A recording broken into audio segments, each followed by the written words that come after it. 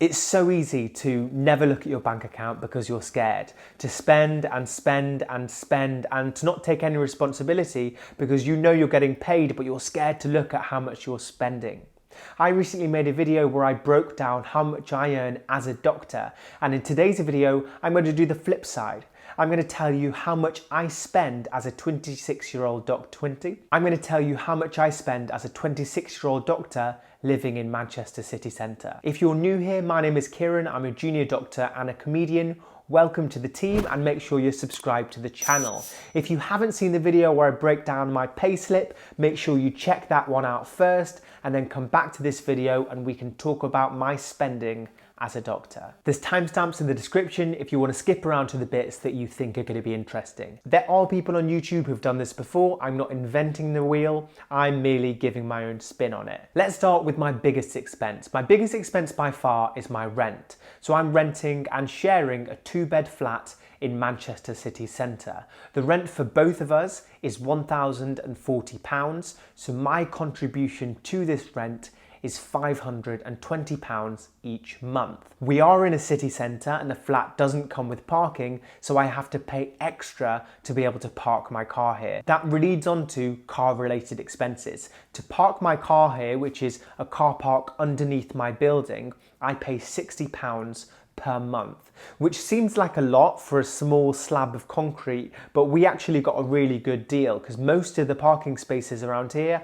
are £100 to £150 per month. It seems crazy, but people are actually paying between £20,000 and £30,000 for these little parking spaces because it's like buying a little house. As well as parking, I also pay for petrol to and from the hospital every day. My hospital is not far away, only 3 or 4 miles, so my expenses going there, going back, going to my personal trainer and back are about £25 in a week, so around £100 a month. When I was on tour doing stand-up comedy, I was doing loads and loads more miles. I've not done any gigs in a while because of coronavirus, so I'm not counting any of these miles in my expenses. If you have a car in the UK, you also have to pay for car insurance. So my car insurance is £700 per year, which is £58 per month. So my total car related expenses are £218 per month. Now let's talk about doctors' expenses. One of the main expenses is being a member of the General Medical Council, or the GMC. The annual subscription for being a member of the GMC, which you have to do if you're practicing as a doctor in the UK, is £406 a year. If you're a new doctor, so you're newly qualified in the past, I think 4 or 5 years, you get a discount of £250. So this brings my GMC fees to £156 a year, certainly for the next couple of years, and then that price is going to go up. So that works out at £13 a month. You also have to have insurance. So my insurance is actually already included in my job because I'm working as a GP trainee. So they pay for my insurance. Insurance isn't too expensive. When I was a locum doctor, I was only paying about £60 for about half a year of work. So about £10 a month when I was working 9 to 5. As I said, my indemnity, so my insurance is already paid for as a doctor as part of my training program, so my expenses for this are zero. Next up, we have to stay up to date with our learning, so we go on lots of different courses to improve our learning. I've spent £400 on doctor-related courses this month, but because I'm in a training program, I get a certain amount of study leave. So although I paid for this, I will get £400 back for this. So actually, my expenses for these courses is also none. Now let's talk about bills, the boring bit. I'm going to skim through this and remember that because there's 2 of us in the flat, these expenses are halved. So I've got council tax, which is the biggest bill, at £162 a month. So my contribution is £81.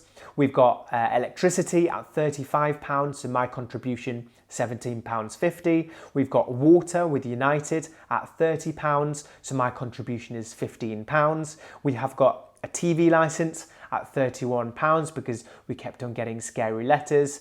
So my contribution is £15.50. We have also got internet, which is 150 megabytes per second, which is super fast, at £32 per month. So that's with hyperoptic.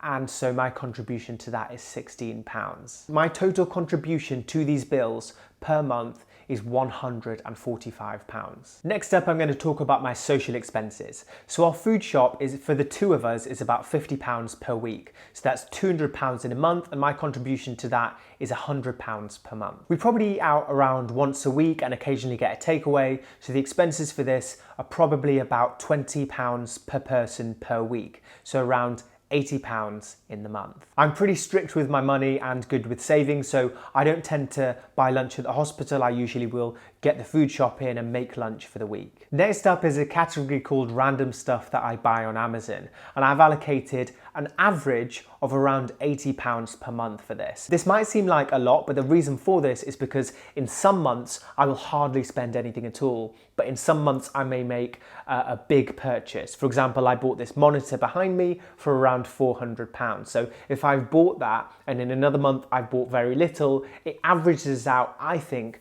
to around £80 per month I'm buying random stuff off Amazon. I also have a personal trainer. I have 3 sessions a week at £15 per session, which is £45 for the week. So for my personal trainer, I pay £180 for the month. I don't pay for a gym membership because the complex I'm living in already has a gym underneath. So my total social expenses are £440. This is hugely variable. At the moment, we're in a lockdown, we're not eating out very much, so this is quite low. In a time where things were open, we were going out more for meals, we were meeting friends and going for drinks and that sort of thing. Obviously stuff we're not doing anymore, but this does have a capacity to really increase this expenses. So if you saw my other video about how much I earn, you'll know my take-home pay is £2,707.03. My total expenses, which we've already calculated, comes up to £1,336 per month. So my take-home pay minus my expenses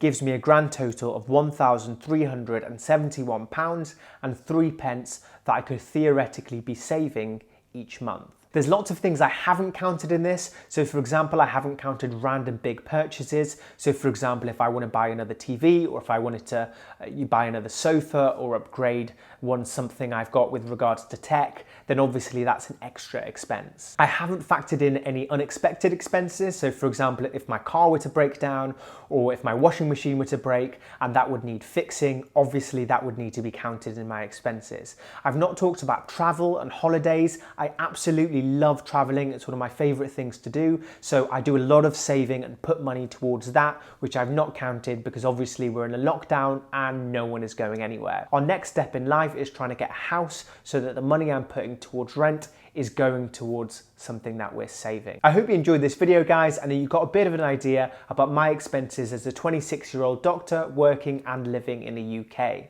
If you enjoyed this video, make sure you subscribe to the channel and also like it and drop me a comment. I'd love to hear what you spend every month and let me know if this is more or less than you're expecting. Take care, guys, and stay safe.